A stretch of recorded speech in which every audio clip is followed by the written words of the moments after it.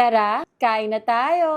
So ayan guys, ito yung mga kakainin natin ngayon. Meron tayong shawarma, pizza, french fries, spaghetti, at syempre may Nesty Cleanse din tayo na panulak. Super okay nito dahil sugar-free ito at rich din sa fiber which is really important. Lalo na sa katulad kong food content creator. Lahat talaga to ay cravings ko ngayon kaya tara, samahan nyo ako mag-food trip habang chumichika ng summer hack. Summer season na, food trip na naman tayo ng food trip kahit na alam natin na may nakaschedule tayong beach trip. Alam nyo, naging part na ng routine ko tuwing nag-food trip ang Nesty Cleanse. Na-discover ko ito last year pa after New Year celebration. Sana nga na-discover ko earlier. Simula kasi nung na-discover ko to, hindi na ako katulad nung dati na kinakabahan ako kapag kain ng kain. Na kapag naka-fitted akong damit, iniisip ko na baka mapups ako somewhere. Simula nung nag-Nesty Cleanse ako, nakatulong ito sa bloatedness ko at lalo na sa digestion ko. Sobrang helpful talaga as a food content creator na madalas bumabiyahe pa kung saan-saan para makipag-food trip sa inyo. Kaya walang wrong timing sa mga cravings. At food trip lang ng food trip kahit na may beach trip this summer. Kayo, anong summer hacks nyo ngayon? Comment nyo naman dito.